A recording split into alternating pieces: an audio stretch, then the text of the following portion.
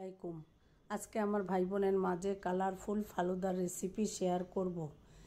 এটা দেখতে যেমন সুন্দর, খেতেও কিন্তু অনেক বেশি মজার ছিল আর আমার অনেক বেশি পছন্দের, তাই আমার ভাই বোনের মাঝে আজকে আমি শেয়ার করলাম।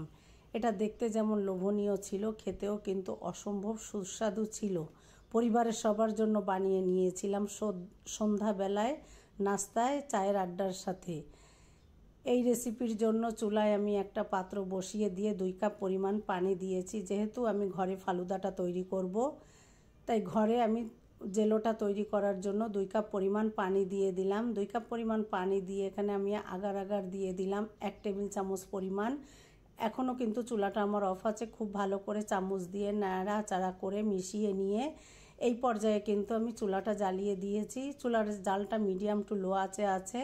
এবার খুব ভালো করে নাড়াচাড়া করে আমি ফুটে আসা পর্যন্ত অপেক্ষা করব। খুব বেশি জাল করব না, 5 থেকে 7 মিনিট মিডিয়াম টু লো আছে জাল করে আমি এটাকে নামিয়ে নিয়ে ঠান্ডা করে নিব। আমার পানিটা কিন্তু ফুটতে শুরু করেছে। আমি চামচ দিয়ে আরও কিছু সময় নাড়াচাড়া করে এবার নামিয়ে নিয়ে, যেহেতু আমি কালারফুল ফালুদা বানাবো, তাই আমি 3টা বাটিতে সমানভাবে ফুটানো পানিটা ঢেলে দিলাম। দিয়ে এখানে আমি 3 রকমের ফুড কালার ব্যবহার করেছি। এই পর্যায়ে আমার ক্যামেরাটা অফ ছিল, তাই আমি কালারটা দেখাতে পারলাম না। এখানে আমি orange colour, red colour, green colour দিয়ে সমানভাবে দিয়ে দিলাম। দিয়ে চামচ দিয়ে নাড়াচাড়া করে মিশিয়ে নিয়ে আমি কিন্তু এটা ঠান্ডা ফ্রিজে রেখে দিয়েছিলাম ঠান্ডা হওয়ার জন্য। এবার চুলায় আরেকটি পাত্র বসিয়ে দিয়ে এখানে পানি ফুটতে দিয়ে দিলাম। পানিটা ফুটে আসলে এখানে আমি দিয়ে দিয়েছি 1 কাপ পরিমাণ দিয়ে দিয়েছি। এখানে আমি সাবুটা ভালো করে নাড়াচাড়া করে আমি ফুটিয়ে নিচ্ছি। সাবুটা যদি এইভাবে ফুটিয়ে নেওয়া হয় তাহলে ফালুদাটা কিন্তু খুব ঝটপট তৈরি করে নেওয়া যায়। এবার একটু সময় নিয়ে মিডিয়াম টু লো আছে 5 থেকে 7 মিনিট জাল করে নিয়েছি। জাল করে নিয়ে আমি ফালুদাটাকে একটা স্ট্রেনারে ছেঁকে নিয়ে আমি একটু ঠান্ডা পানি দিয়ে ওয়াশ করে নিয়েছি। তাহলে এই ফালুদাটা রান্নার সময় কিন্তু আঠালো ভাবটা থাকে না। এবার আমি এটা এক সাইডে রেখে দিব। আর এভাবে কিন্তু আমি ভালো করে ধুয়ে নিয়ে রেখে দিলাম একটা স্ট্রেনারে। এবার চুলায় আমি আরেকটি পাত্র বসিয়ে এখানে আমি 1 লিটার পরিমাণের দুধ বসিয়ে দিয়েছি। চুলায় বসিয়ে দিয়ে মিডিয়াম টু লো আছে আমি দুধটাকে জাল করে নিচ্ছি। দুধটাকে একটু ঘন হওয়া পর্যন্ত খুব ভালো করে জাল করে নিব। এখানে আমি লিকুইড দুধটা ব্যবহার করেছি, আপনারা চাইলে গুঁড়ো দুধ দিয়েও করতে পারেন। খুব ভালো করে নাড়াচাড়া করে আমি মিডিয়াম টু লো আছে দুধটাকে জাল করে নিচ্ছি। একটু পরপর নাড়াচাড়া দিতে হবে, না হলে তলা থেকে লেগে যেতে পারে।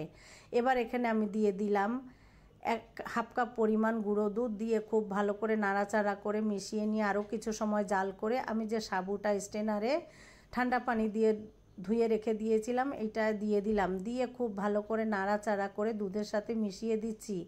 এ পর্যায়ে একটু গোটলা মনে হচ্ছে, কিন্তু নাড়াচাড়া করতে করতে কিন্তু এটা স্বাভাবিক হয়ে যাবে। খুব ভালো করে নাড়াচাড়া করে নিয়ে আমি আরও কিছু সময় জাল করে নিচ্ছি। মিষ্টির জন্য আপনারা এই পর্যায়ে কনডেন্সড মিল্ক ব্যবহার করতে পারেন। আমি এখানে চিনিটা ব্যবহার করেছি। এখানে আমি স্বাদের জন্য দিয়ে দিলাম, আমি 1 কাপ পরিমাণ সাবুতে আমি 1.5 কাপ পরিমাণ চিনি দিয়েছি। চিনিটা আপনারা আপনাদের স্বাদ অনুযায়ী দিবেন। এবার আমি সমস্ত উপকরণ দিয়ে খুব ভালো করে নাড়াচাড়া করে আমি যেভাবে ঘনত্বটা চাচ্ছি সেভাবে আমি জাল করে নিচ্ছি। খুব ভালো করে জাল করে নিচ্ছি। এই পর্যায়ে কিন্তু জালটা আমার মিডিয়াম টু লো আছে আর কোনোভাবেই কিন্তু নাড়াচাড়া বন্ধ করা যাবে না, তাহলে তলা লেগে গেলে আর ফালুদাটা মজা হবে না। এবার আমি ঠান্ডা করে নিয়ে আমি একটা পাত্রে ঢেলে নিচ্ছি। ঢেলে নিয়ে আমি ফ্রিজে রেখে দিব 4 থেকে 5 ঘন্টার জন্য। 4 থেকে 5 ঘন্টা পরে আমি পরিবেশন করে আপনাদের দেখিয়ে দিব। এবার সাবুটাকে আমি ঢেলে নিচ্ছি। আর আমি যে জেলোটা তৈরি করার জন্য বাটিতে ফুড কালারগুলো মিশিয়ে রেখেছিলাম, এবার একটা ছুরি দিয়ে আমি কেটে আমি আমার পছন্দ অনুযায়ী শেপে দিয়ে নিচ্ছি। এবার খুব ভালো করে কেটে আমি সমস্ত জেলোগুলো এক জায়গা করে এটাও ফ্রিজে রেখে দিয়েছি 3 থেকে 4 ঘন্টার জন্য।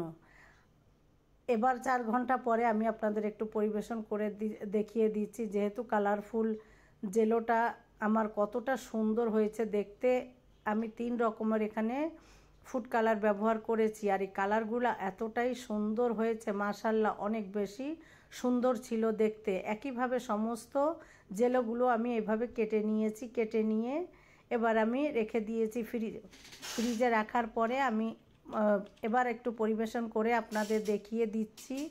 এখানে কালারটা অসম্ভব সুন্দর হয়েছে। এবার আমি 3টা কাপ নিয়েছি, নিয়ে এখানে আমি রেড কালারটা দিয়ে দিলাম, দিয়ে এখানে আমি গ্রিন কালার, অরেঞ্জ কালার, 3টা কালারই এখানে দিয়ে এবার আমি যে সাবুটাকে ঠান্ডা করে নিয়েছি সেইটা আমি 3টা গ্লাসেই দিয়ে দিব সমান পরিমাণে।